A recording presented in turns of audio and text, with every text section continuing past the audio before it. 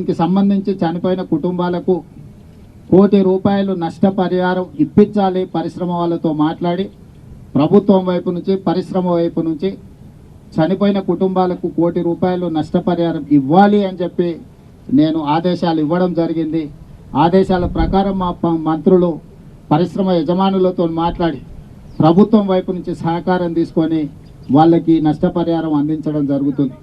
అదేవిధంగా తీవ్రంగా గాయాల పాలైన వాళ్ళకి పని చేసుకోలేని పరిస్థితులు, ఒకవేళ వాళ్ళు బ్రతికి బాగా ఇంటికి వచ్చినా పని చేసుకోలేని పరిస్థితిలో ఉంటే వాళ్లకు ₹10 లక్షల ఇవ్వాలి అని, అదేవిధంగా దెబ్బలు గాయాల పాలై కొంతకాలం పని చేయలేని పరిస్థితిలో ఉండి ఆ తర్వాత మళ్ళీ యథావిధిగా వాళ్ళు పనులకు వెళ్ళే పరిస్థితి ఉంటే వాళ్లకు ₹5 లక్షల ఇవ్వాలని, అదేవిధంగా ఈ దుర్ఘటనలో ఏదైతే వైద్య సహాయం అందించాలనో 100% వాళ్ళకి సంబంధించిన వైద్య సహాయాన్ని పరిశ్రమలు అదేవిధంగా ప్రభుత్వం కలిసి పరిశ్రమ యజమానులు పెట్టుకోగలిగినంత పెట్టుకుంటారు.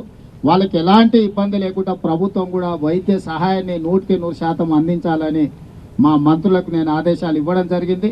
వాటిని పర్యవేక్షించడానికి కూడా అధికారులను చీఫ్ సెక్రటరీని, డిజాస్టర్ మేనేజ్మెంట్ స్పెషల్ చీఫ్ సెక్రటరీని, లేబర్ అండ్ ఎంప్లాయ్మెంట్ ప్రిన్సిపల్ సెక్రటరీని, ఫైర్ డిపార్ట్మెంట్ అడిషనల్ డీజీని ఒక కమిటీగా వేసినాం. వీళ్ళందరూ కూడా జరిగిన సంఘటన మీద విచారణ చేసి నివేదిక అందించడం జరుగుతుంది. దీనికి బాధ్యులైన అందరి మీద కూడా ప్రభుత్వం చర్యలు తీసుకుంటుంది. ఇందులో ఎవరిదైనా నిర్లక్ష్యం ఉన్నదా, లేకపోతే దురదృష్టకర సంఘటన ఏ విధంగా జరిగింది, బాధ్యులు ఎవరినో కూడా విచారణలో గుర్తించి వాళ్ళందరి మీద కూడా చర్యలు తీసుకోవడం జరుగుతుంది. ఇదే కాకుండా ఇలాంటి దుర్ఘటనలు భవిష్యత్తులో జరగకుండా ఉండాలి అని అంటే ప్రభుత్వం కూడా ఇంకా భవిష్యత్తులో పరిశ్రమలకు సూచనలు చేయాల్సిన అవసరం ఉన్నది.